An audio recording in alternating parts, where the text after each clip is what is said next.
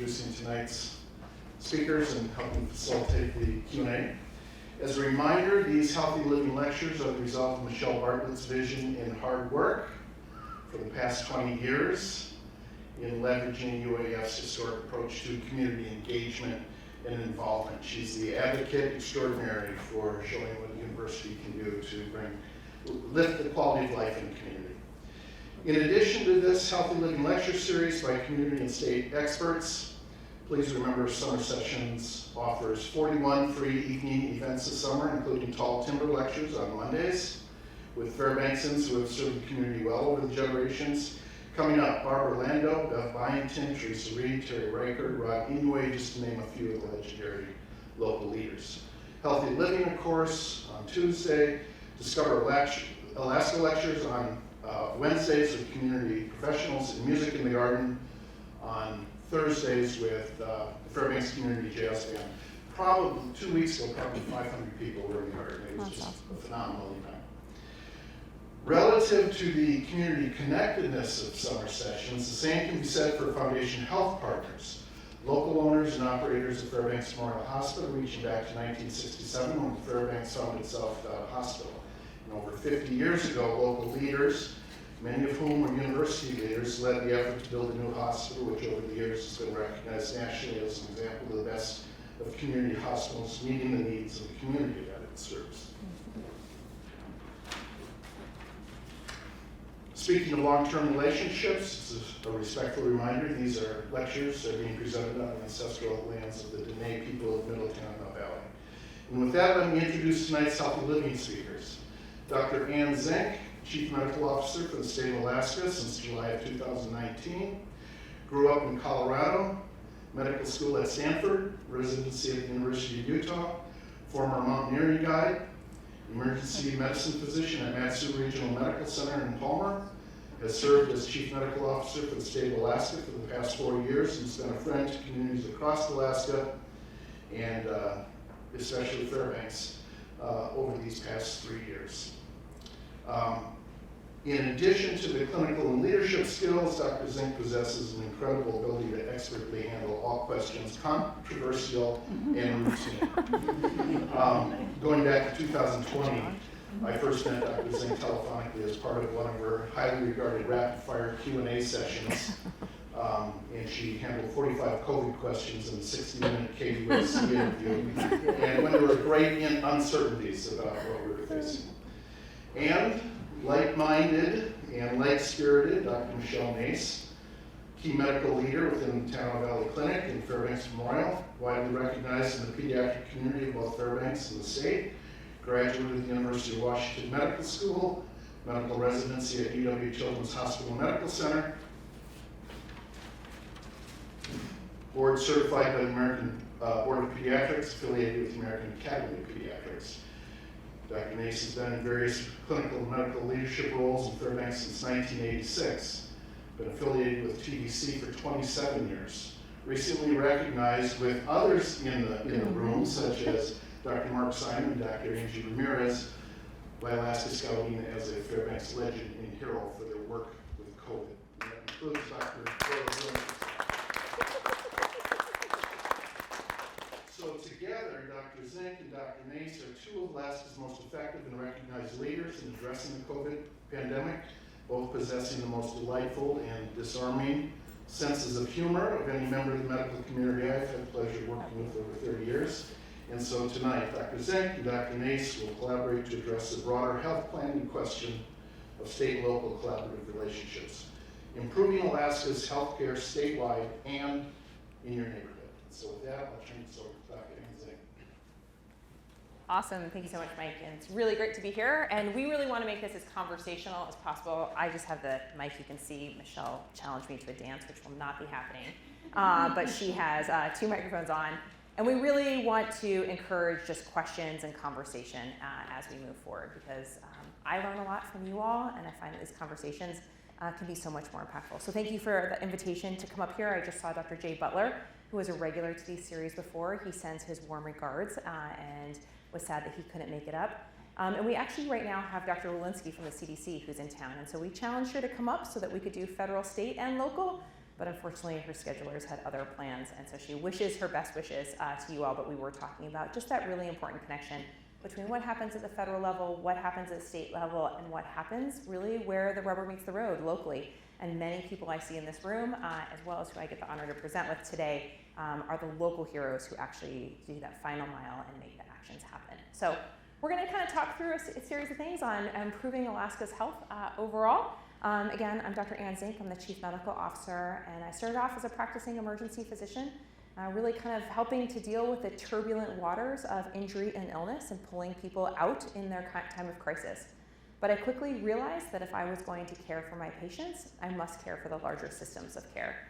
And so just like the proverb of public health of moving upstream, I literally had to move upstream to see why we were falling in that river of injury and illness, and doing what I could for prevention. That was key not only to my patients' health, but also to my own mental health and being able to serve my patients, because just doing the same thing over and over again wasn't going to make me any better and wasn't going to make the patients any better. So it's been a real honor to be able to work on both sides of the bank. I'll turn over to Mishelle to introduce herself. And I'm Mishelle Nace. I'm a pediatrician. I was born and raised here, right here in Fairbanks, and got my education. Can you hear it? You need 3. I need 3 mics. Yep, there you go. 3 mics to handle my voice. So I'm born and raised here in Fairbanks, and I got my education all starting out in Denali, Barnett, Tanana, Lathrop, and on up. And I came back here right after I finished my pediatric education, and because I wanted to be part of this community again. And so coming back here and being able to work with people that I grew up with, many of the people that I work with were people that I went to 2nd grade with. I see people in my office, and I know that these people are not only people that I grew up with, but now they're also part of my community still today. And my involvement with this role also came about with COVID and helping school districts. So I didn't intend to become part of the COVID and pediatric part of it as much as I did, until I leaned a little more in schools during that time period and realizing, wow, there is a big need for this.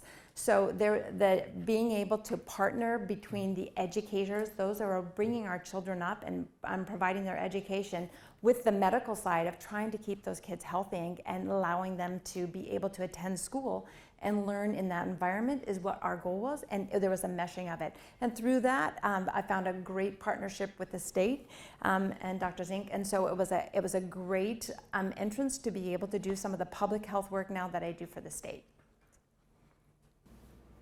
Yes, we were lucky enough to hire Mishelle on part-time to help us out with all sorts of aspects, and we're really honored to be here to kind of talk with you all. Let's see here. There we go. Does that switch? No. Can you switch it? Next slide, please.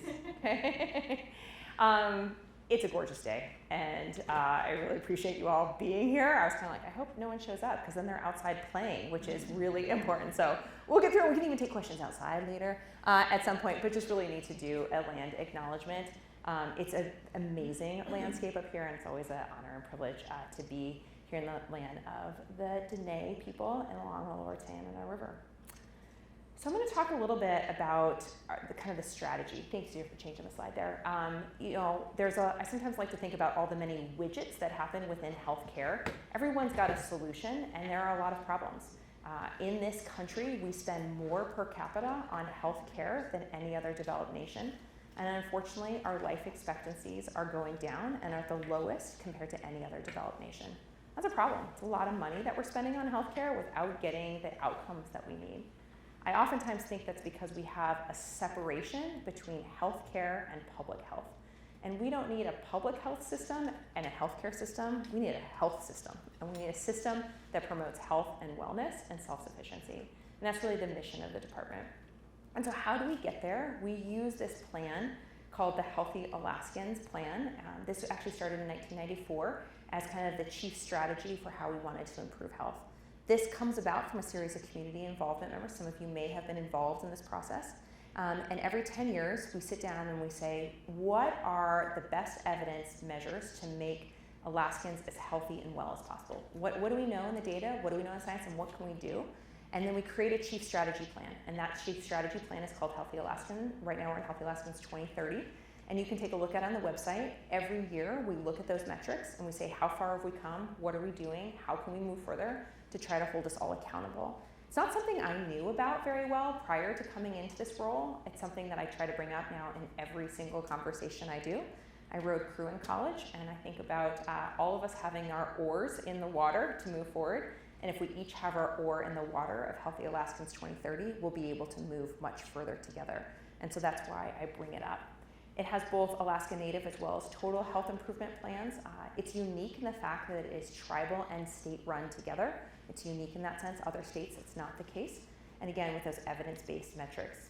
If you move on to the next slide, you can see it kind of breaks into a series of groups here. And our goals are targeted under each one of these. So healthy weight nutrition, environmental health, healthcare access, alcohol, tobacco, and substance misuse, mental health and suicide, injury and violence, infectious disease, cancer and chronic disease, and social and protective factors. And so when we're looking at what are we doing within the Department of Health, what are we doing in the state as a whole, we're using these metrics to say how are we moving forward and what can we do to improve each of these. Currently, if you look at last year's metrics, we have 1 that has met the target, we have 10 that are improving, and 18 that have kind of been stuck. And so thinking about how do we move forward on those metrics. And those are going to be a combination of what we do as a state, what we do as a local community, and how we all involve in that. And if you move on to the next slide, in working with the governor about, okay, well, what are your priorities? We brought to him Healthy Alaskans 2030, and we're like, here are the goals that the state has set up for Healthy Alaskans. Where do you fit in that? What are your priorities? And out of that, he said, I want to make this the best place to raise a family. And so he looked at those goals and initiatives and kind of put together, and kind of, with his focus, what has been called the Healthy Families Initiative, to kind of focus on a couple key elements to try to make this the best place to raise a family. Out of that, there's 3 major pillars: healthy beginnings, healthcare access, and healthy communities. And so you saw in this past year's budget introduction in kind of all 3 of those categories. So as part of the Healthy Beginnings Initiative, there was an initiative to extend postpartum Medicaid coverage. So instead of a mom's coverage ending after 2 months, their coverage would end after a year. So that really allowed baby and mom to be that couplet together. So their coverage would need to be renewed after a year together. And when we looked at the child mortality as well as the maternal mortality, we saw, over 70% of the deaths happened after those 2 months. So there's still a lot of mortality happening later that needed to be addressed. And so one of the key aspects was being able to make sure that moms had access to care during that. We also see that kids are 26% more likely to get well child checks, even if the kid had coverage, if mom has coverage. So again, when mom's got coverage, she's more likely to bring kiddo in. So really helping that mom and baby at the same time. We also put in additional money for tuberculosis and congenital syphilis. So we have about, depending where you look in the state, 2 to 5 times the rate of tuberculosis in this state compared to other states. We have our own strain of tuberculosis here, and particularly in the YK Delta region, really high levels with a lot of historical trauma and how tuberculosis was initially identified and treated, including removing people from community, keeping them in a sanitarium, sometimes dying there, never returning to the community. So there's a lot of historical trauma. And tuberculosis is kind of a tricky disease on how it presents, how it can be detected. However, we have an opportunity to really drive down those baseline rates so that this isn't kind of prevalent throughout our state and increasing. As well as congenital syphilis. So syphilis is a disease that I, as an emergency medicine doctor, never thought that I saw in residency and training. It has essentially been vastly eliminated amongst most of the population. And it's a disease that's transmitted sexually. It causes painless sores, and so people oftentimes don't seek care because they're painless. And then you can get secondary syphilis that can cause a rash that can look like lots of other things. And then unfortunately tertiary syphilis, which can cause significant complications to the brain, heart, liver, lungs. And if you look through history, there's many historical examples where syphilis may have not led to the best historical decisions through time, and syphilis played a large role in that. Syphilis and TB are also treatable, and so these are both diseases that we know a lot about, that are detectable and are treatable. And unfortunately, we now have seen a real increase in syphilis in our state. It's a disease I now see regularly in the emergency department, something I had never really seen before in my training. And unfortunately, we're starting to see congenital syphilis, which is syphilis that attacks a child when the mom's pregnant with that baby, that can cause lifelong effects to that baby. And so we requested in this year's state budget additional money for both congenital syphilis as well as tuberculosis. And at this point in the budgetary cycle, which the legislature has closed and approved, we're just waiting on final signatures, that money went through. So that's a huge excitement to see that money come through, which will make a big difference in that space. So that's kind of the big chief strategy from the state perspective, and I'm gonna hand it, do we do these next ones? Yeah, go ahead. Okay, sounds good. We were kind of going back and forth on how we all wanted to do this beforehand. The next slide on here is just a comment on our unique geography. I really think that in times of crisis or in times of limited resources is where the best solutions are found. And I think Alaska has the ability to lead the nation in figuring out healthcare solutions that are going to be personal, that include individual decision making, that includes sovereignty, and really represent people's connection to the land, to the place, and their community, and honestly will cost us less money and do better for us as well as the rest of the country. I can think of a dozen examples off the top of my mind, from everything from acute traumatic brain injury protocols to the ways that vaccines were distributed in the state, are all examples of where our partnerships and the ways that we worked really kind of led the nation in different ways that we deliver healthcare. And so I think that using our geography and our unique connection to each other and community affords us the ability to think about healthcare really differently and to lead. So I'd really encourage us as we go through kind of these next things to not think about what are other states doing, but what makes sense for us and how can we lead the state, the nation, and honestly the world in healthcare and healthcare delivery. Again, not in a healthcare and public health sense, but in a health sense. So with that, we're going to kind of go through three major topics that we thought we would kind of touch together. So if you go into the injury prevention, chronic disease prevention, and kind of a call to action. So I'll do one more slide, and then I'll hand it over to Dr. Nace, who's the excellent slide moderator here in combination. Like my Vanna over here. So we thought we would start with just injury prevention. These all kind of fit under the Healthy Alaskans 2030 goal, and we tried to think about what we're going to be the most impactful for you all for this summer. What can we all do, and what can be the most impactful for the state? And it's hard to start a beautiful summer like this without thinking a little bit about injury prevention as a whole. So if you look at the next slide with traumatic brain injury, unfortunately Alaska has the highest rates of traumatic brain injury in the nation. So we do a lot of fun things. We don't always do fun things with helmets on. And as a result, we can see some significant injuries. So unfortunately, we have double the national average. Disturbingly, if you look at kiddos, like in juvenile justice, DJJ, 30% are found to have traumatic brain injuries. And so there's just a real connection between behavior as well as accidents. And so, it's much easier for me to put your arm back together, but when you come in after a traumatic brain injury, we don't have a lot of tools to be able to help the brain. So we only got one, and everything we can do to protect that brain is going to be really critical, particularly in this state. In Alaska, those under 30, 1 in 4 deaths involve traumatic brain injury. So those kiddos, it's really important as well. I'm calling people under 30 now kiddos, we're going with it. And then men, males have much higher rates of traumatic brain injury, 3 times. So that partially myelinated brain in your early 20s, it doesn't always result in the healthiest choices regarding risk as well as protecting the brain. So it's incredibly important to protect the brain. So with that, I'm going to hand it to Dr. Nace. Can you hear me fine with this now? I think we're just a matter of turning it on so Okay. it works better.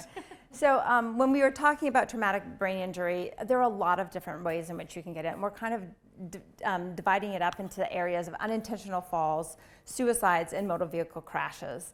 And if you look at some of the statistics that we have up on the board that are Alaska specific, we have the ability to get some of this data. It doesn't always come up to the current year of 2023. So depending on which one we're talking about, this one specifically is from 2016 to 2021.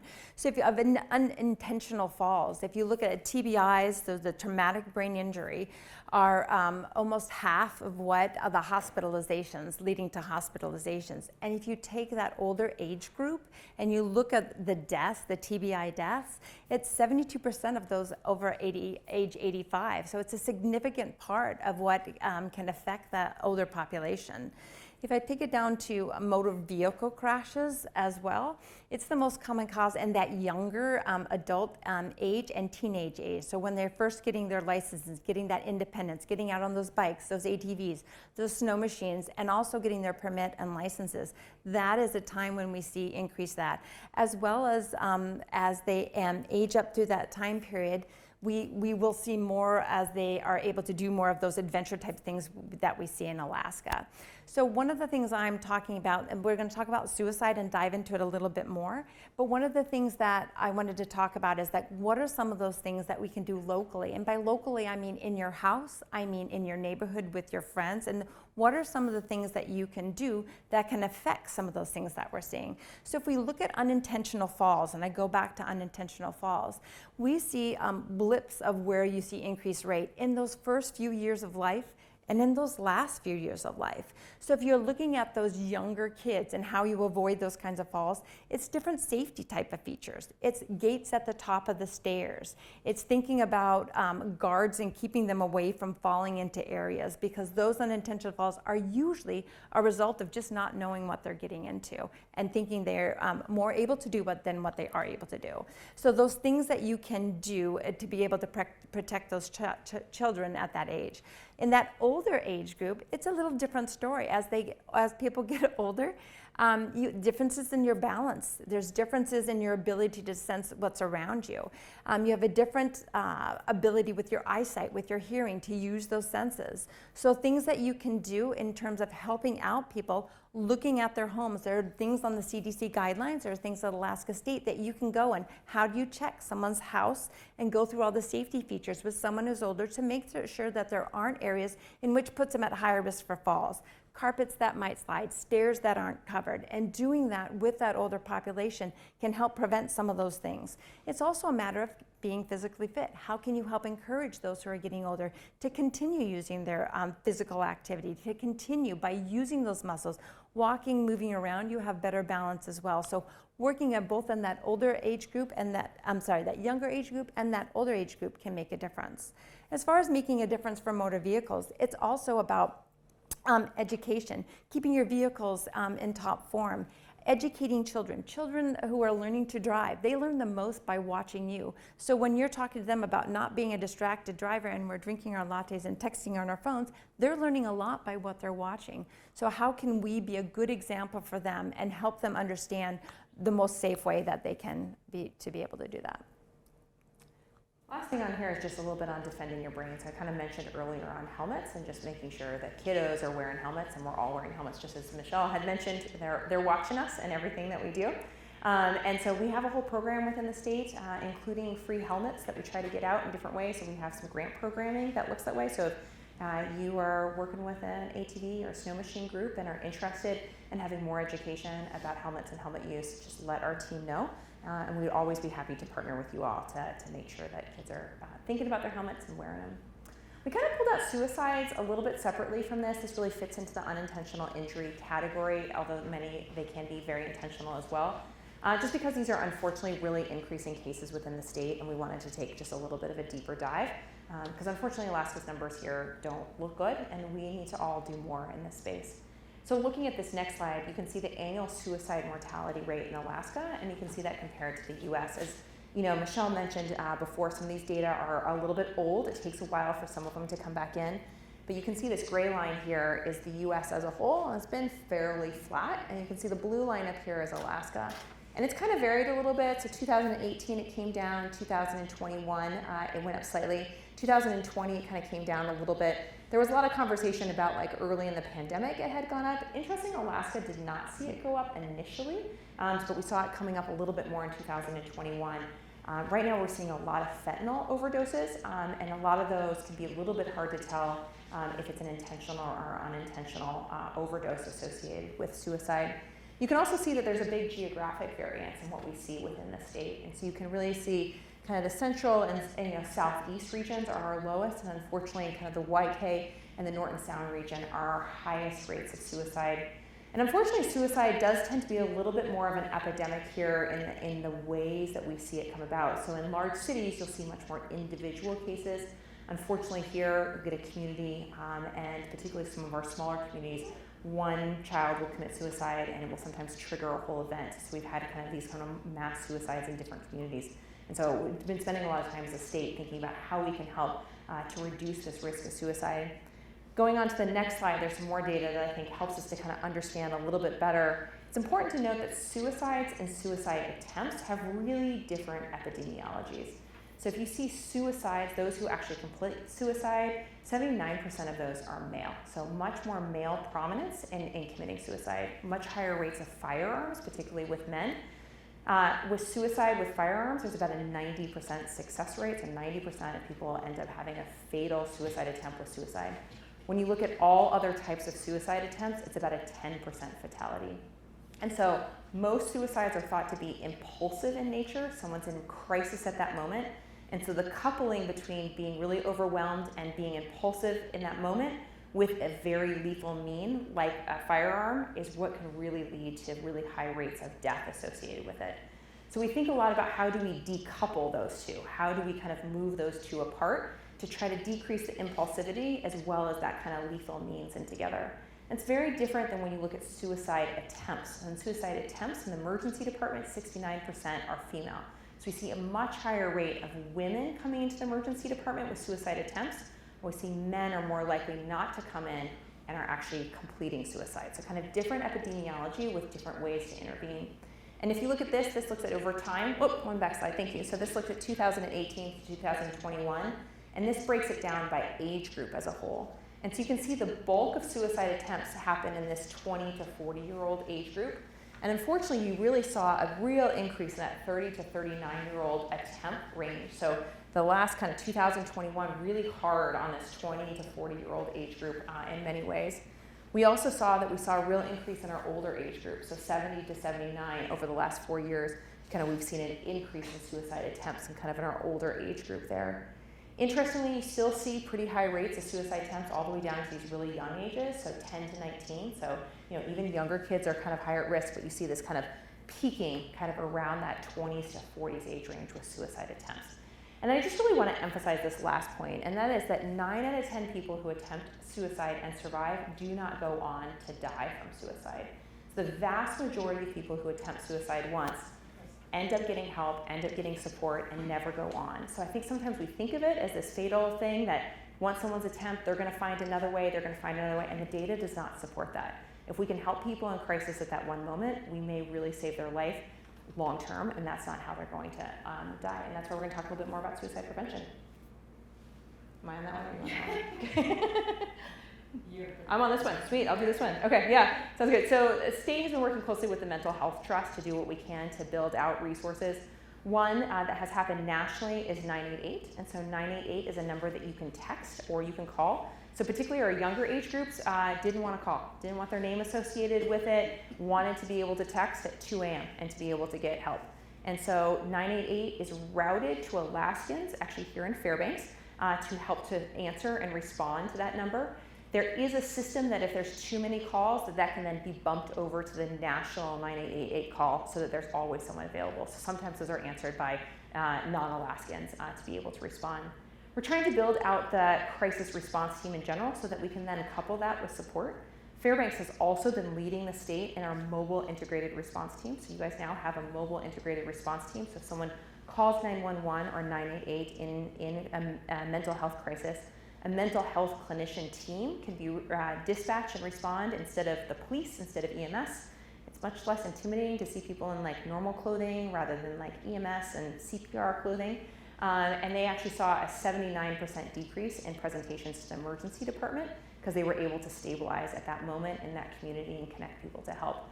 Which is a huge savings to the hospital, to the emergency department, but most importantly to that person to kind of de-escalate that crisis. So really kudos to Fairbanks. I'm always bringing up what Fairbanks is doing overall. The other things that I would just mention is the Zero Suicide Initiative, and this is kind of a universal screening, just making sure that when patients are coming to any sort of healthcare system, we're asking about suicide, as well as kind of campaigns for youth and adult media campaigns. And if you've never been a part of the Out of the Darkness community walk, it's a great event where you are able to kind of see how many people in your community are likely have been impacted from suicide, and it's kind of a national effort along those lines. It was last Saturday. It was last Saturday, Yeah, okay. just a few days ago. Yeah. Did you attend? No, I was out of town. You were out of town. I went last year. You went It was last year. Amazing. Yeah, what did you notice the most about it? What did you like about it? Oh, the different groups of resources that were available for Yeah. help and interactive. The hospital was missing, which I'd like to change, Okay. our behavioral health unit, but There were a surprising amount to me, and it was, they asked who'd been touched by it and how, parents, your husband, your spouse, your kids, your friends. Yeah. It's too many. Too many. I think one of the things I do really like about the Out of the Darkness March is, we talked a lot about what we wanted kind of our theme to be about in this presentation, and it was really about connection and community. And I think in that walk, you really see how many people wear beads based on I've lost a spouse, I've lost a friend, I know someone, I've attempted, I'm a survivor, and so people wear it. And most people have a whole set of different beads on and have been impacted in all sorts of ways as you see people in your community that you've known, but you may not have known that was part of their history and part of their story, and being able to walk apart. So thanks for sharing your experience there. Okay, protective factors. So some of the things we talked about that you brought up with connection factors is talking about on what levels you can have different abilities to reach out to be feel like you're a part. And so we've divided it up into individual, so teaching people effective problem solving skills, understanding reasons for that individual. What are their reasons for living? Who cares about them? Why do they want to be here? What is other possibilities? As well as having a sense of cultural identity and understanding who you are, where you came from, and what that community means to you. It's relationships. It's understanding those who are in your tribe, who understand you and know you and care about you, and fostering that sense as well. Feeling connected to others as one of those things that is the strongest feeling, the strongest positive that can help keep you an armamentarium against these kinds of feelings. If we talk about community, if you have a relationship, if you have an attachment to whether it's your community, your work, or your school, then you have a sense of I belong, a sense of somebody else cares for me, I matter, what I do matters, and that also can make a difference. Having a good quality source of health care, both for physical health as well as for mental health, and being able to access that makes a difference in our community, being able to support that and to help people who need it, have it be there, as well as our societal response. And part of that is what is our theory? Where are we as a society? What do we support? Meaning suicide's not okay. We need to show that there are other alternatives, and being able to say, we have a point here and we want you to understand that there are other alternatives besides suicide. So talking about different ways in which you can feel connected. So one of the things that I talk with families, and I have a lot of families who come in, and it's been more so in the past couple of years, who have a youth who has really contemplated this. And sometimes they've not told their parents. And when we separate, we talk about it, you can learn a lot about what's really going on with that child. So the encouragement is to ask. If as a parent, as a supporter of someone in that youth, if you are not sure and you sense that feeling that something is gone, don't be afraid to ask. Don't be afraid to ask, have you thought about killing yourself? You will be surprised with the response. People worry that they're going to give that person, that child, the idea. They already have the idea. They care. They want people to care. They want people to show them that they care about the decisions they make. So don't be afraid to take that step to ask what is going on. Sometimes people are afraid of, but what if they say yes? What do I do with that? And that's the time that can make a big difference in your relationship. What you don't say is, don't do that. That'd be stupid. That'd be crazy. He's not worth it. You're overreacting. You're not going to do that. That's the opposite of what you want to do. What you want to do is, tell me more. That sounds like a really difficult feeling. I want to help you. We'll get through this together. That must be a really difficult. A lot of people feel that way, but not everybody acts on it. Let's talk about it. And then find a resource who might be qualified to help that, whether that's a school counselor, whether that's your medical provider, a trusted individual who can help you with the next steps. If you are thinking somebody you are with is on the brink of harming themselves, don't leave them alone. And if you're worried more than what you can handle in that moment, reach out. You have 988, the number that Dr. Zink was just talking about. You have your emergency room. Those are the resources that you have. But it is amazing the ability of conversation and showing someone that you care and not just letting that conversation drop because you're afraid of what they might say. So this next slide, I would say, this is a topic that I've very much avoided for a lot of years for many reasons. I mean, we're gun owners in our household, and they're an important part of our life in many different ways.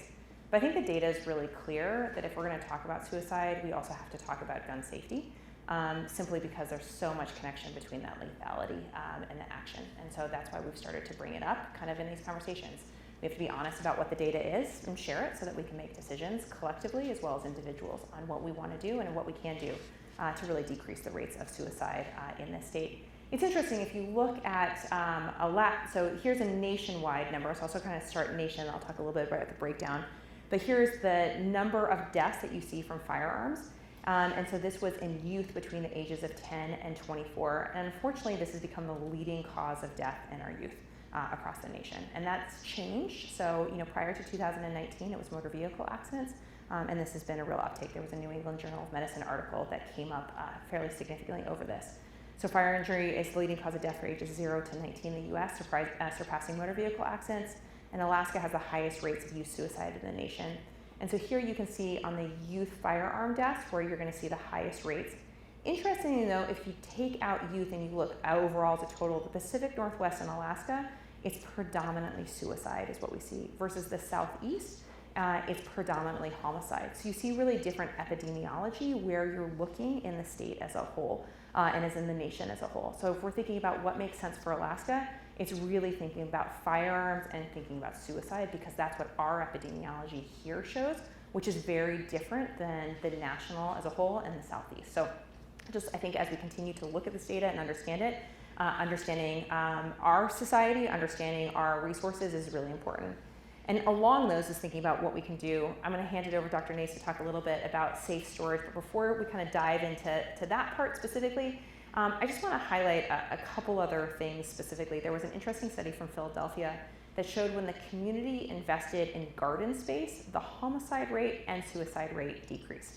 And so I was thinking about, when you were just talking about UAF's commitment to community and what that means, the data really shows that there's two major things we can do. Invest in community and safe storage are the two things that consistently decrease suicide rate as well as homicide rate.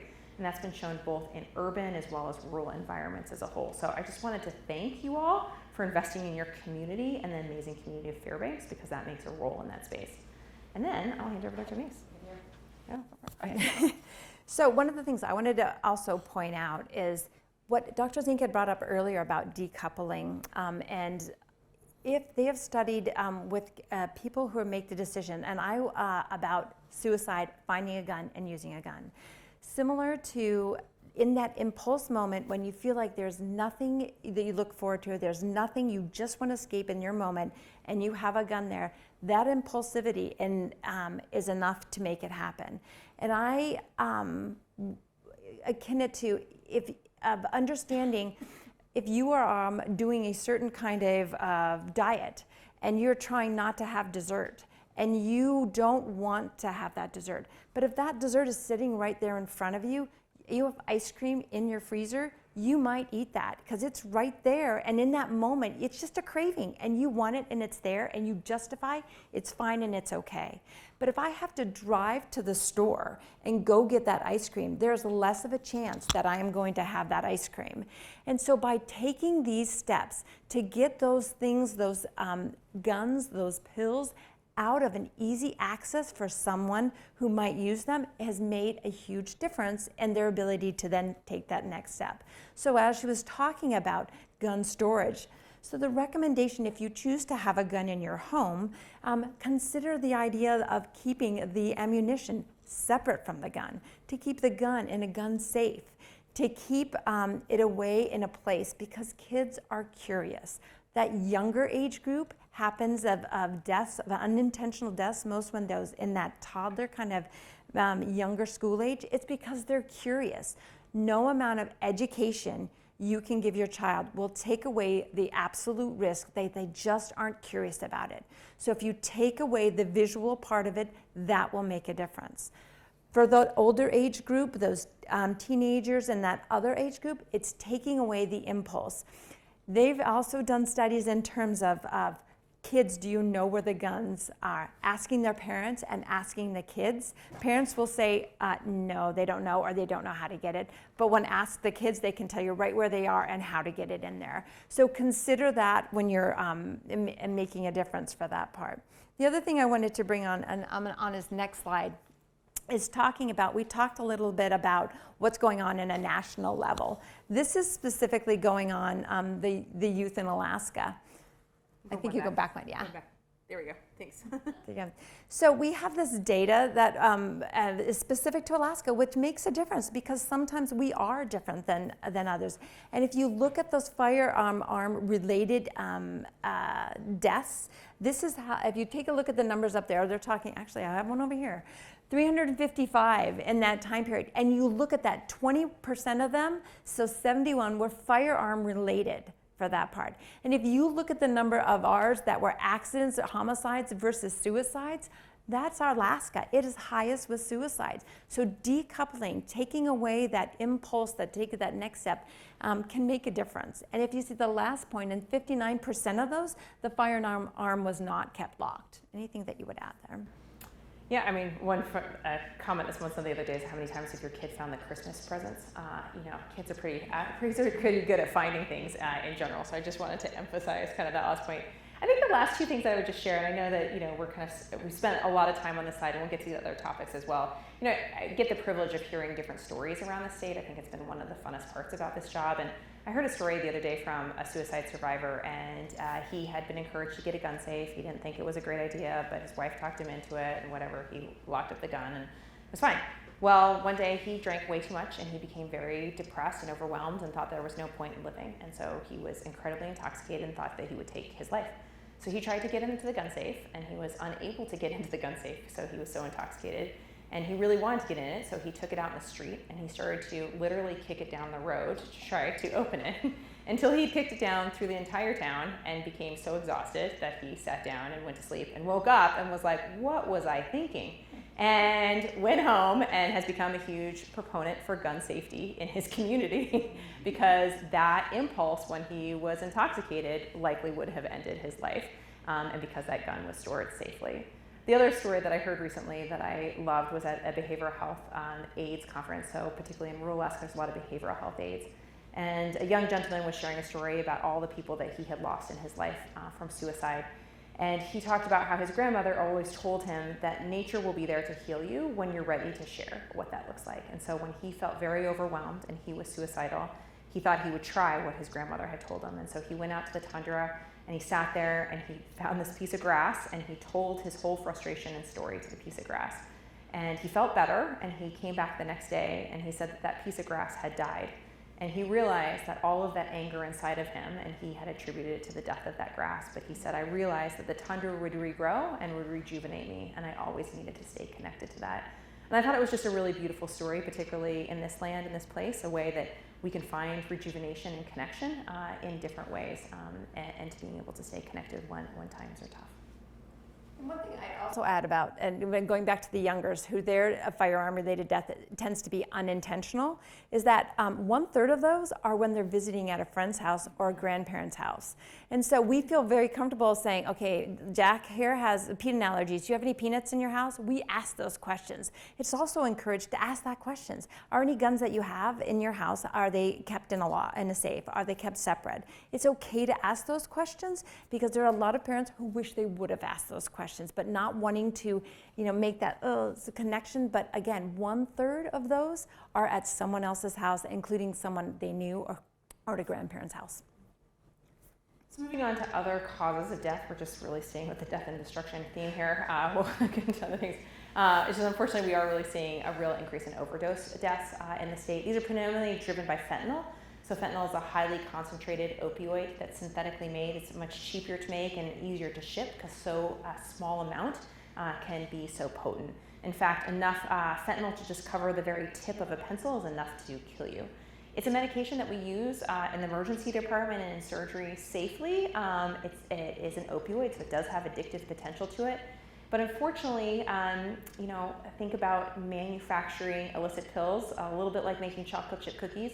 They don't have the highest quality control if you're illicitly making them, And the chocolate chips may not all end up in one spot or the other. And so you may get some pills that have a whole lot of fentanyl in it with some pills that have a very little fentanyl in it. So unfortunately right now, 76% of all of the illicit drugs, manufactured pills that we see in the state have illicit fentanyl in them. So the vast majority have fentanyl in them. And they can look just like a Norco, a Percocet, an Ambien, medication that would look just like another pain pill. So what we're seeing is people saying, oh, your back's hurting here. My friend gave me one of these. Why don't you take one of these for your back? And that's enough. So these aren't, we're seeing more and more deaths from fentanyl that are not related to an opioid addiction. They're related to taking one pill from a friend or from a neighbor, and that's enough to kill them. So remember that one pill can kill, and this is part of the reason, again, that coupling with a very lethal source is why we're seeing this huge increase. I was just at the medical examiner's office today, and we were going through it. They said it's one of the busiest weeks they've had this week, and they already had 4 fentanyl overdoses come in today into the medical examiner's office. So unfortunately, we're just seeing really high rates, and this is what we see across the state. So Alaska, all drugs, and then you can see really driven here by both fentanyl, but we're also seeing a real increase in methamphetamine as well. We're seeing a lot less prescription overdoses, so physicians writing for them and then people overdosing. We're seeing a lot more in the illicit space as of now. So over 70% of the overdose deaths in Alaska involves fentanyl, and this has increased 74% since 2021.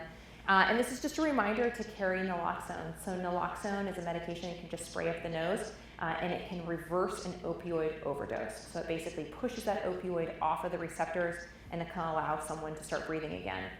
It's something that both of my kiddos have in their backpack. So I have a now just graduated high schooler as well as just finished freshman in high school. And so they both have naloxone with them. It's something that I have in my car. It's something that I carry in my purse.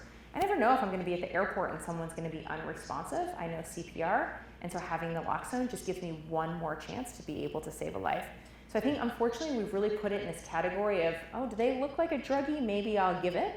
Rather than someone's not breathing, I need to call 911, I need to start CPR, I need to call for an AED, and ask if anyone has naloxone or if I have it to administer naloxone. It needs to be a part of our regular administration, no matter if it's a 70-year-old or a 5-year-old.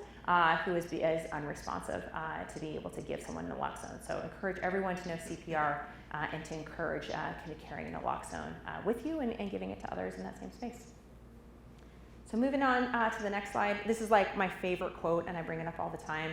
And the opposite of addiction is not sobriety. The opposite of addiction is connection. And I really think that for most diseases that we're talking about, the opposite of that disease is connection. The connection we have with families, with community. The Surgeon General just had a big report that came out on loneliness and health impacts of loneliness. And so again, you guys are all making connections here in different ways. And this is where the state, local, and you all, I oftentimes say the most important health decisions will be what the conversations you have tonight at your dinner table. So I see families here, I see couples here, like those conversations and those connections are really the way that we address these huge challenges overall. So we're going to move next into a little bit about chronic disease prevention, just because these diseases are diseases of habit and life. We can go ahead and move on to the next slide. And are kind of the fundamental base one, kind of think of it as like the foundation for our health, how we exercise, how we diet, our genetics all play a huge role in this, as well as your access to primary care and your management of these diseases. So here, overall, we're looking at the state of Alaska. 2 out of 3 Alaskan adults have at least one chronic condition. This came up a lot during COVID. They're like, oh, just put away people who have a chronic condition. I'm like, that's a lot of people. And that's 2 out of 3 of us, right? Like, there's a lot of people who fit into these categories for all sorts of different reasons. Obesity, you can see 34%, diabetes, lung disease, heart disease, stroke, kidney disease, former smoker or current smoker. So interestingly, that every day you happen to smoke. So I see patients in the emergency department all the time, and I'm like, do you smoke? And they're like, oh yeah, I do. Well, congratulations, you have now quit. And you are done now, and in your life moving forward, you can no longer smoke. You always have an opportunity to make that change, and we can celebrate the fact they have not smoked for the hour they've been in my emergency department, or sometimes longer. And show you the also, the more chronic conditions you have, the more impact it has on your health overall to be able to afford. And some of these are conditions that are modifiable, and some of them are not so modifiable. So choosing to smoke or not smoke is a modifiable chronic condition. But some people have genetic heart disease or lung disease that are not modifiable. So I think sometimes we have to make sure that we recognize that there are non-modifiable Age is another one that's not considered a chronic condition, but is a non-modifiable condition. Despite, I had this really cute 73-year-old in the emergency department said, I didn't hear because I just don't feel like I'm 30 anymore. And I was like, you're not, I don't know what to tell you. Congratulations, how can I help you? So it's unfortunately a non-modifiable health condition as a whole. So thinking about the things that we can modify and what we can do, get out and play. So I appreciate the fact you're sitting here in a beautiful day rather than getting out and playing, because that is really would be much better for your health, but maybe you'll take this. I think the important thing is that small bits can make a really, really big difference. One of my favorite videos to show in the emergency department is called 23 and a half hours. So you can just Google it, it's a little cartoon drawing. And the basic idea behind it is you've got 23 and a half hours to do whatever you want in your day, but if you take a half hour to get moderate exercise, that is the single most important prevention factor that you can do anywhere. And that might just be walking down the block. And so this physician who does this 23 and a half hours, he talks about arthritis, depression, heart disease, lung disease, and he says, when I think about how I'm going to address a disease, I think about what's the solution, what's the duration, and what's the antidote. And so he goes through all these studies and says, essentially, the one best medication that I could prescribe for a population as a whole is a half hour of moderate exercise and what that looks like. So that might be 22 minutes, doing 7 days a week. That might be 30 minutes 5 times a week. That might be 5 to 10 minute breaks broken throughout the day, depending on what your day looks like. So making sure that you find some time to be active. Even he's got great little things in that video, like parking your car further away so that you just have to walk that extra little bit, creating ways to make activity as a part of your normal day. Moving on to the next slide is just healthy foods and drinks. So most of us get most of our sugar from drinks. So from sodas, from sweetened iced tea, from that, cafe, mocha, latte, cappuccino, frappe, whatever combination that you've now chosen in that space. So it's really sugar. We got most of it from water, from drinks. So making sure that we're drinking water. Thank you. Pick options that say 0 grams and making sure that you're not having anything that includes sugar. Going on to the next slide, tobacco quit line. And I'm going to talk a little bit more about this resources that we have at the state. So as I mentioned earlier, every day is a new opportunity to quit.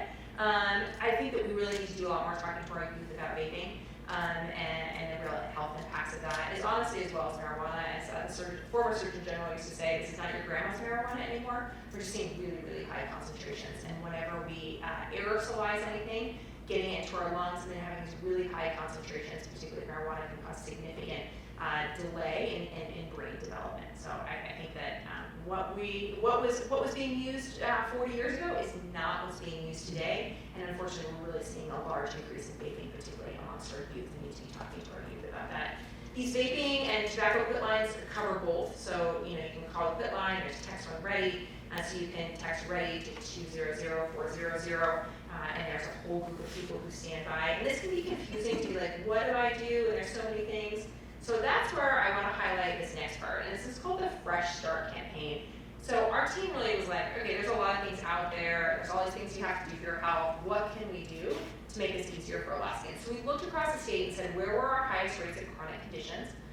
Tended to be actually in the southwest part of Alaska where our highest rates of chronic conditions. What sort of access do they have? They have access to nutrition, they have access to a lifestyle coach, things like that, and the answer is no. And what can we do to make this easier? And so we've launched the Fresh Start campaign. And essentially, all of us can go onto the Fresh Start campaign. I've done it. And you put in certain information, what's your age, what's your weight, do you smoke, have you been diagnosed with high blood pressure? And it basically tells you if you qualify to be a part of any of these programs that can help with chronic diseases. So weight loss and prevention for diabetes, lowering blood pressure, activity, blood sugar and diabetes management, smoking, vaping, or chewing tobacco. So it can help and it will put you into different programs. So say you are diabetic and you enter into this, you may qualify for like a continuous blood glucose monitor that they can send to you for free that can connect to your phone via Bluetooth and connect you to a counselor who can then help you with nutrition and food. So regardless of your insurance type, you can access this to save this up. The one caveat is if you don't have health conditions that meet criteria for this, you get to the end like I did and they said, you don't qualify, sorry. And I was like, oh, I was like excited to have a health coach, bummer. So you have to have one or more chronic conditions for it to be able to meet criteria to go through. But again, just what 3 Alaskans do. I'm starting to see more and more clinicians who, when they come into their primary care office, they have a computer up and they say, why don't you go ahead and log into Fresh Start and see if you qualify for that, because then that helps to take a lot of that work off the clinician to have that health coach and monitoring. But this is something that we can all do and share with our friends. It's free and it's accessible across the state to try to make sure that every Alaskan has access to addressing these chronic conditions. And with that, I will turn it over to Dr. Nace. Oh, I got one more. I do. Okay. She knows the slides better than I do. So this is what I kind of talked about, but you can get availability by phone in Anchorage, and I believe in Fairbanks there is some in-person support as well. You can participate anytime, anywhere. Again, free, no insurance, and I think I might have killed this mic. Coaching support is available, and there's free materials to share. And so these are kind of the posters and the additional information that you can share with others to be able to move that direction. So that is a review for Fresh Start. There's also a program that's been available and is growing. It's not. It's supported through the state of Alaska as well. And it's called Help Me Grow. So go ahead and go to the next slide. And I just wanted to chat about what that is. This offers a resource where there had not been resources. Go ahead and one more. There you go. Thanks. Help Me Grow. So what it is it's like an outreach. What you take is you have a hub. So let me give you an example of how I use it as a clinician, and it can also be used by families. If I have a family who comes in with a child who might be 2 or 3 years old, and we know there's a developmental concern, and I might be concerned, this kid has a lot of symptoms consistent with autism, but what they need is a neurodevelopmental specialist. And we know that those lines to get into there and other might be another 6 months. So now the family has this of, what do I do next? Wait, I need speech therapy, I need OT, I need a counselor, I need to understand this. And instead of saying, go out there and Google autism, see what you can find, I can refer them to Help Me Grow. Help Me Grow knows the resources that are available within our state and can walk a family through that path and say, okay, here's what we need to help you with, and helps that family be able to find those resources that are out there. So go ahead and go to the next slide. So what we see, and the most common kind of reasons that we will use it are what we talked about. Family might have a child with a behavioral concern, or maybe they need some education just about how to parent to make for that particular child. They can help with care coordination. So by calling that simple phone number, a family can call them, a provider can call them and say, here's my problem, help me navigate it in my own town, in the state, to be able to find those resources that I, on my own, can absolutely seem overwhelming. So another thing that's provided right here in Fairbanks or in the state in general. So as we get down to this final part and summing up, we both had a little kind of consideration of what we were calling a call to action, of something that we'd like to put forth as a challenge to you as an individual to be able to make a difference. So I'm going to give you what my challenge is. And I want each of you, if you are able to, is to find the opportunity to connect with a child. That child could be a teenager, that child could be under 30. But to connect with someone, and give that person the gift of your undivided attention.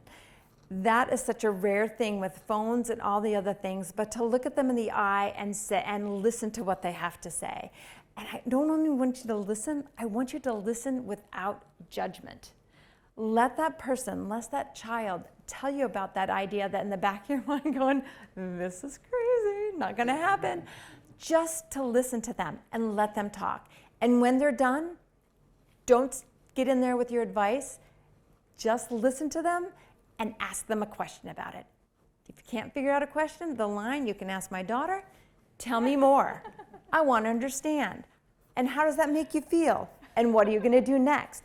Ask questions. Let them get back to that part of it. Oops, back there. And then when they've made that thing and talked about it, give them some kind of assignment and saying, sounds like you have some research to do, or sounds like you need to do that, or maybe you need to talk to them. Give them ideas or ask them more questions about it. And then if you can do this, this will make all the difference. Try not to give them advice. Try to let them have their ideas and support them or ask more questions. Sometimes as individuals, we hear a problem and we want to jump right in there and tell them how to fix it. Give them the opportunity by your questions, by your listening, by your time. They are able to find a solution that you just give little bits of support and add to it. And then thank them for sharing. In that moment, without giving them judgment, and judgment shuts teenagers down. It shuts them down and does not say this is a safe place to share. Give them that safe place to share and see what a difference it can make for them. So that's my challenge to you. Thanks, Mishelle. I really appreciate that, and I was reflecting on my own parenting at the moment. I was just in a deep thought there. But, my challenge, so one of the things that she chose here was essentially one of the things from the Healthy Alaskans 2030 goals. So in there is making sure that every youth has 3 people that they feel connected to. And I love the fact that it says 3, and the reason it says 3 is because it's data-driven. But therefore, if you've got 2 parents, it's still also a teacher. If someone doesn't have any parents involved, it may be a teacher, a pediatrician, and a parent's friend. And I was recently over at Brown University, and it was really fun to watch the dean go to all of these students' sports games. And at the end, I was like, thanks for helping to meet the goals of Healthy Alaskans 2030. He was being an active, important role in all of these student lives by going to their games, cheering them on, he knew each of their names. He was this really important adult in all of these students' names. It was really inspiring to see him as the dean being so involved with all of the students in that space. So my challenge to you is to pick something from Healthy Alaskans 2030. We know what Dr. Nace's is, but pick your own on that goal. That may be your business. You might have your individuality, what you are most important to, and help us to row that boat in that direction. So it may be suicide prevention. It may be chronic disease. It may be behavioral health. It may be water and sewer. All of our businesses, all of our work touches all of these things.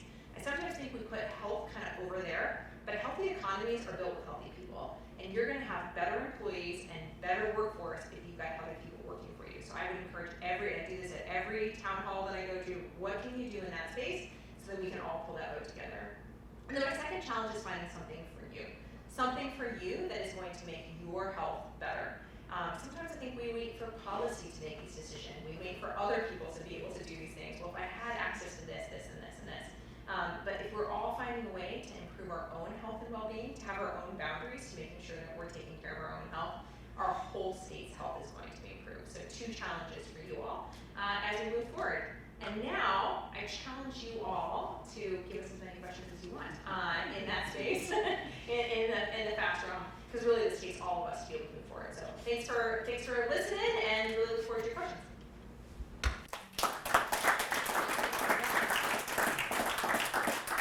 Terrific presentation. Questions, and if you could use the microphone, we'll pick it up on the audio. Questions? I'm going to throw several at Ann, because I know she Go for it. remembers the questions rapid fire back. Pressure's on. So is there a study on the ratio of TBIs and suicides? Is there a ratio or a study of TBIs and suicide? Yeah, sorry, I was stealing a microphone, so it's recorded on there. Is there a ratio between traumatic brain injuries and suicide? So how many suicides to traumatic brain injuries? Due to traumatic brain Yeah, so about 60, 65. I have to pull up the percentage of traumatic brain injuries related to suicide attempts. Okay. How about the ratio of veteran suicides? So that's a great question, and it's hard for us to break out Alaska specific data on that. And so I'd have to go back and pull out that data specifically for Alaska. So I know that in general, our veteran as well as active military have been slightly higher than the national average. Interestingly, healthcare providers have actually higher rates of suicide than actually active military and veterans. So it's not the highest rate as a profession overall, but it is higher than the general public. Right, we helped to produce the veterans that are sent out in August, and so recently 4 out of 5 of the recent suicides have been Vietnam veterans. And so there's definitely a connection there. Yeah. Then TBI, a lot of times people think, oh, TBI, the person's over it, they've had the injury, but they're so long lasting with the effects. Is there guidance of things to watch out for, things to sort of guide somebody who has a family with TBI on what they should be watching for, helping with slowing down their brain, giving them weeks to rest, not using their brain to any great degree while their brain is recovering, etc. Is there something in the state of Alaska arsenal that provides that as a checklist? Yeah, so great question. My favorite single document actually comes from the CDC on that topic. And it's a 2-pager, like a front and back, that actually I give out in the emergency department every single time someone comes in. And it basically has a checklist of things so it talks about headaches, emotional changes, being more teary-eyed, more argumentative, being more impulsive, are all signs of traumatic brain injury. And it talks about the process of what to go through and when you should start to go back to playing sports.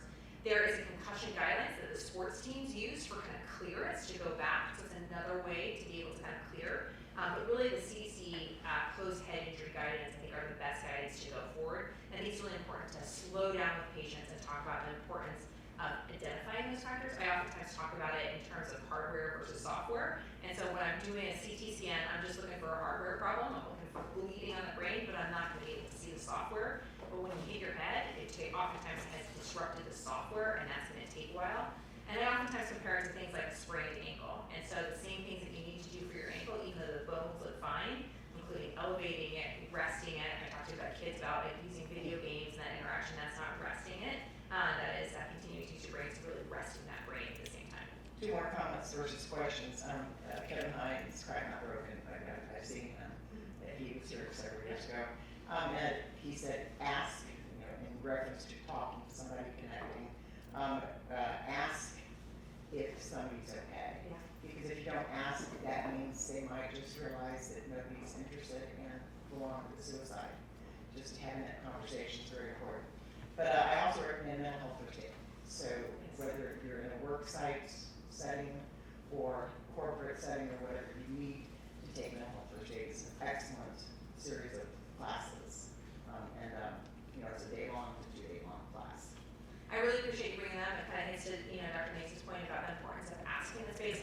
I was really impacted by a gentleman who was abusing opioids, and he said to me, he came to our ED doctor, and he said, every time that you didn't ask me about my addiction and you just sent me out, told me my life didn't matter, and encouraged me to use. And he said, but when you finally called me out and said, what are you doing? I finally felt validated and seen, even though I yelled and screamed at you and left you kids on pill advice.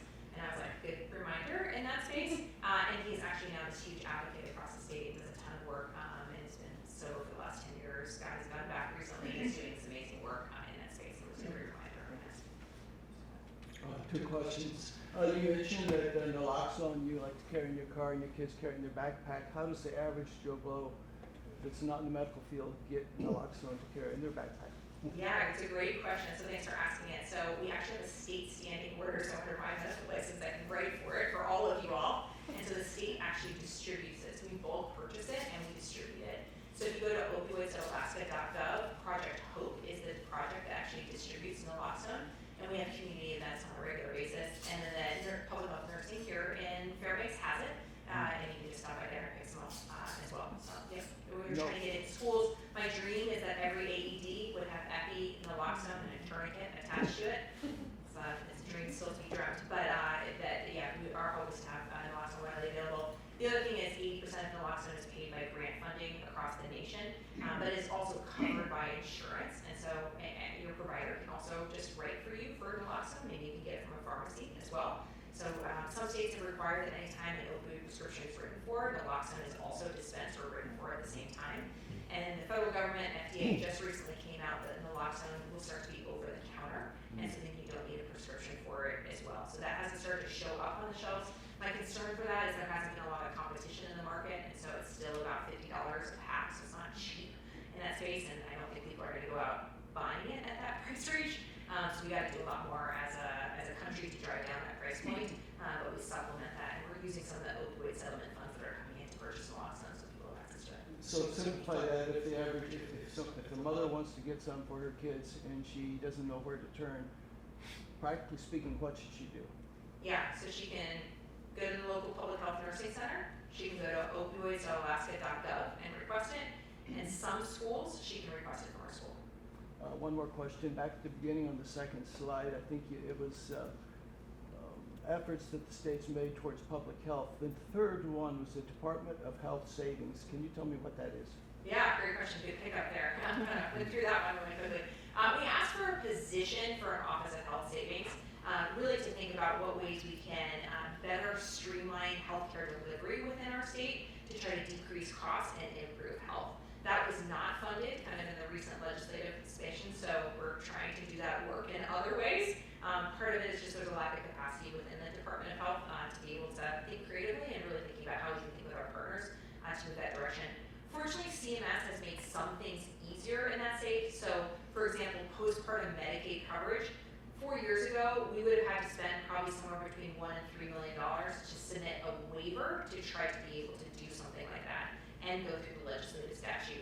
CMS said, we think this is going to be beneficial to all Americans' health. If you want to do this, we will pre-approve that waiver. And so that allowed us to just need to take it to the legislature, who then approved it and got it passed to move forward. And we're starting to see a series of other things, including health-related social needs, as well as incarcerated individuals connecting to services that they're pre-approving. So we're seeing how we can take advantage of kind of these easier levers to move forward to try to create health savings. Hi, I wanted to share two programs that I heard about for suicide prevention, and then I have a question. But Pima County went after RICO money to buy gun locks, and they made them so widespread in the community. I'm not saying there isn't a lot of gun use there now, but anyway, they put them in thrift stores, they put them at drugstores, they put them at daycares, they put them everywhere. And all you needed to do was call I think it was the prosecutor's office, and they delivered boxes upon boxes. The other one was University of Washington joined with families who had family members that had died by suicide. And they went to gun shows. I don't know where they got the gun locks, but they just sat there, and as people walked by, they said, would you like a gun lock? No arguments, no discussion, no nothing. Would you like a gun lock? And people would kind of stop and say, yeah, I would. And they'd go up and take it home. And so I think both of those, were really positive things. The other thing is, under the chronic disease, and several of those chronic diseases are impacted by air quality. And we still have serious air quality issues here. There's been some improvement. We're facing major sanctions, but still, all people are thinking about is cost of heating. They're not thinking about the health aspects. Healthcare providers are often reluctant to bring it up because it's controversial, political. I think DEC has been doing most of the work on that. You've had a pandemic and other things, but I think there needs to be more health messages to help get cooperation, to follow, to not be burning wood during times of, inversions and stuff like that. There isn't a good connection between DEC, healthcare providers, and the public. I don't see any movement in this community regarding air pollution and health. Yes, I really appreciate all those comments. And those are great examples of a lot of work happening in multiple different places. A couple different things. Most of the gun shows, our partners do come with gun safes or gun safety locks to do that. It's not usually done by the state, but there are grants, and then a lot of our tribal partners go out for grants to do specifically that. We do also have injury prevention money that is in that space. The best one that I saw recently was when I was at Bethel Hospital. They basically put a coffee shop right next to the cafeteria, next to the gift shop, and the coffee is like through the PFDs and gun safes. And so you walk in there to go get your latte through the gun safes, and you can get free gun safes and PFDs at the hospital right next to the gift shop and the cafeteria. So I thought that was a really great way to highlight injury prevention right in the center of the hospital. I had not realized they had done that until I was recently up there rather than kind of some other space or kind of component. Regarding air quality, absolutely, this is a challenging thing in this state, just with what air quality looks like, and Pediatrics versus Fairbanks is really different in that space, and this is where we really rely very much on our local partners to be thinking about what is that space. I think that their comment about DEC as well as health is a really important one. And a lot of times people look at the Department of Health and be like, oh, you do health. And I'm like, we are one of 6 departments that probably do health, right? So that's retirees, that all is within DOA. Insurance is within commercial licensing, and the licensing department, DEC, Department of Corrections, all do a lot in health. And I think we need to do a better job of finding ways to bring that together. But I'll turn over to Dr. Nace for kind of a local perspective. Well, thank you. No, I'll echo what she said. But in addition, you do see that. It might come up and there might be a conversation and then you hear nothing for a while, just from a local perspective. And it's a difficult topic because people are hooked with the way in which they heat, and it's the Alaskan way in some ways. So I would still I would encourage that grassroots movements to be able to talk with others and move it in that direction. But you are absolutely right. That is one of many issues that can affect health and something we want to do something about. One or two more out of respect for time. Absolutely. That'll be so fast. You guys did great. Good job.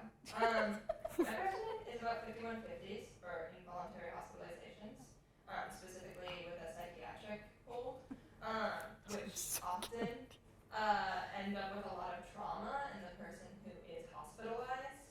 But unfortunately, a lot of mental illnesses and suicide can often be a reason for those involuntary hospitalizations. And so I was wondering how you guys would recommend to handle when someone is in danger, whether it be in danger of hurting themselves or others, but they also don't want to go to the hospital. Yeah, so it's a great question. So 5150s is actually a California term for involuntary holds, but there's a lot of people in Congress well known that way. Sometimes we call it here like a Title 47, which actually just refers to the Alaska statute, which is much larger than that. So we're not very good at our terms in this state, as well as most other states kind of in that space. But you're exactly right. These involuntary holds can be really traumatic. There's some good data on how traumatic involuntary holds can be. I think, there's some other clinicians in the room here who have to deal with this on a regular basis. It's heartbreaking as a clinician. Like the last thing I ever want to do is to tell someone that I need to hold them against their will. Yet if they go out and they kill themselves or kill someone else, I could be potentially liable, and I also have an obligation to protect. And so I really think kind of starting from the very basics and moving upward. So just all the great points that Mom made, saying things like, tell me more about that. What does that look like? I oftentimes describe it as being like in the darkest place and you can't see the light at the end of the tunnel, but I'm willing to be that handrail to help you find that light at the end of the tunnel, to kind of feel like I'm here with you throughout that space. Talking to people about what are their protective factors, what are the things that make them most happy in life, and staying connected to those. And then decoupling from anything that is potentially harmful at that time. Do you have a gun in the house? Can I hold it for you so that once you're in a better place, you can do it?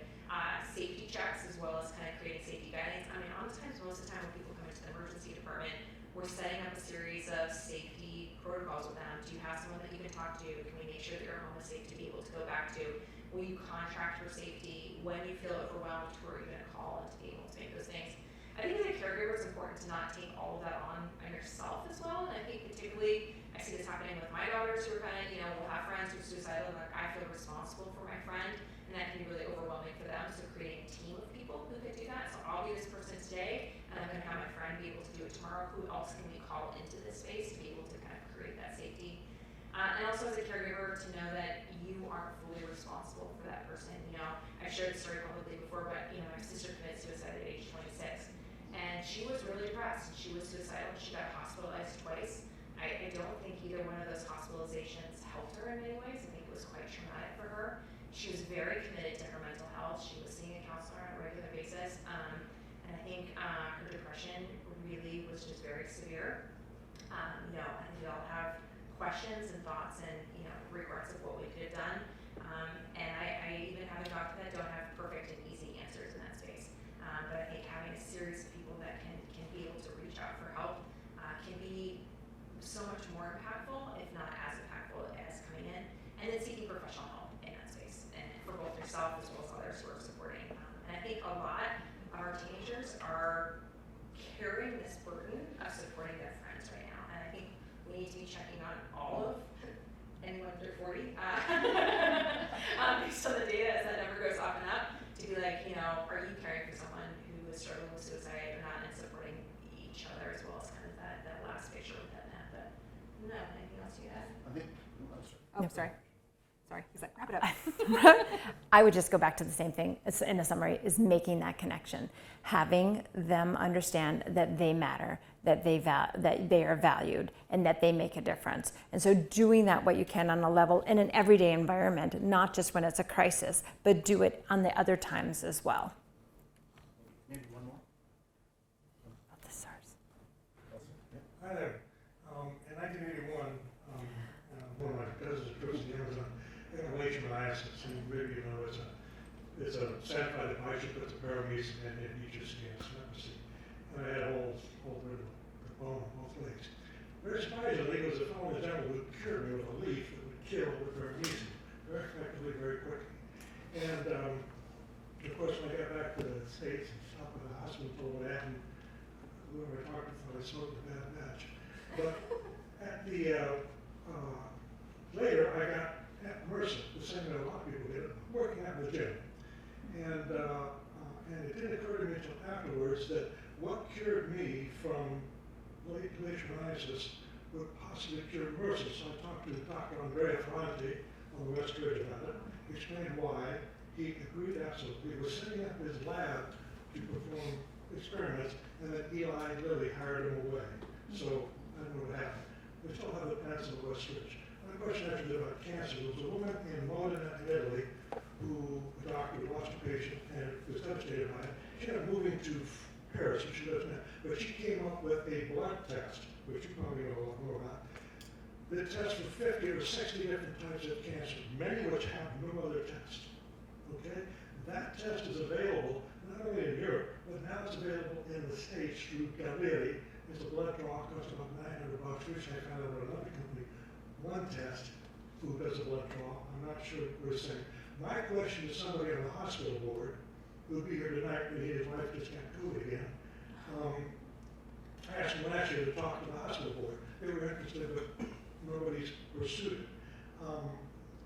What I want is, and probably Dr. Ramirez really would know less about this, is there somebody at the hospital that could look into this, and could we get this test for $200? I'm just going to get the test. I'm not sure if they're charged for something like this. And be a little more proactive on cancer, and will it work? Ideally, insurance would pay for it. We'll leave you with that question. Yeah, so great question, lots in there, and I love like the variety of questions, you know, in this space. A couple different things. When I'm thinking from a health policy perspective, that fundamentally is a slightly different health system than what I want as an individual, which is also different than what I want as a kid for my child, right? So as a health policy person, I'm like, how can I get the best health, the longest life expectancy for the lowest cost for our whole population? And so some tests don't really fit within that. Well, that's different than what I want as an individual, right? What I want as an individual is I want to know if I got this or that. And what I want for my kid, like get out of the way, I want absolutely everything for that person. And I think that that's one of our real challenges with what do we pay for from an insurance perspective, what do we have at a hospital, and how because we've got to balance all of those levels. What does that individual need, what does that family need, and what can we afford and can we pay for? The other thing that I would say is it can be really challenging to think about giving this space for the N of one, the experience that you had with the leaf, and being able to develop new drugs, new information, new technology. I think that's something that we do really well as a country. And then being able to look at the larger, broader data to say, if this worked really well for this one person, does it work for 10 people? Does it work for 100 people? Does it work in all circumstances? And that's where we talk about this evidence-based medicine. You know, we don't have any evidence that parachutes work. We just have really good ideas that they work because we haven't done a randomized controlled study on that space. So we don't have to have everything be 100% evidence-based, but it's important to be able to have that space to be able to grow new ideas, but then also thinking about what we're going to pay for as a country as a whole. So what it comes down to, I'm not going to put Dr. Ramirez on the spot here, but what's the hospital going to have or what they're going to pay for? A lot of it comes down to these questions about kind of what evidence do we have, what can we afford, what can't we afford, and how do we allow enough flexibility within the system so that individuals can make individual decisions that they want, but that we as a society are able to kind of pay for some basic things that we're all able to do. The last thing that I would emphasize is there was a really impactful study that I saw early on in my training that essentially patients who were VIP who came into a hospital had worse outcomes. And so sometimes looking too much and getting too much care can be a problem. And so by doing tests too early or doing too much, so I tell patients that I see that I know in the emergency department, I have very HIPAA compliant mind. I'm gonna forget that I know you, and I'm gonna treat you like I would treat every other person. Because the evidence shows that if I treat you differently, that I'm going to cause you harm, and you're my friend, you're my neighbor, you're my kid, and I don't wanna cause you harm. So one of the challenges sometimes with these large CAT scans or MRIs in the body or large blood tests, we're looking for a whole bunch of things, is it might pop positive and then we go finding certain things and cause harm in the process. And so that is the balance that we have to do, and that happens with colonoscopies and mammograms and blood tests and the rest of it. And so where is that balance between them? And that's why you see these guidelines always changing, and that's why having that relationship with a provider who can help understand kind of your risk benefit as well as those things is the practice of medicine. It's not a perfect science. I always say I don't want to believe in medicine. I always want to question medicine.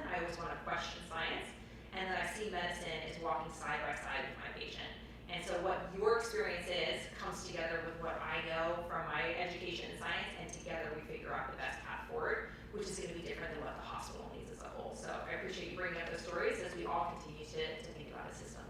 Just a quick comment. The hospital, in 2018, we set up a fund for any of our employees at no cost can get a genetic test by Color Genomics to test for genetic mutations that might cause cancer, heart, or other issues. And I think we've had 1,600 tests done. And as Dr. Mary Claire King, who I led BRC in 1990, said you're going to have 1% of your patients test positive, and out of the first 800, or 800 it was 8. But you know, there's something where people, as a family with 6 people with BRCA2, which sucks, being able to know you have those genetic dispositions and you can do preventative things. So just one last thing, Mike ignored me because I did have my hand up, but I read a book a couple years ago, Upstream, Downstream, and it really fits in with what you said at the beginning in here, that those countries that have better outcomes than we do spend 2/3 of their dollars on upstream preventative and 1/3 on tests, you know, scans, and we spend 1/3 up here and 2/3 on the test scans. Does that sound about right? That's not, it's actually much more in this country as a whole. So overall, for every dollar we spend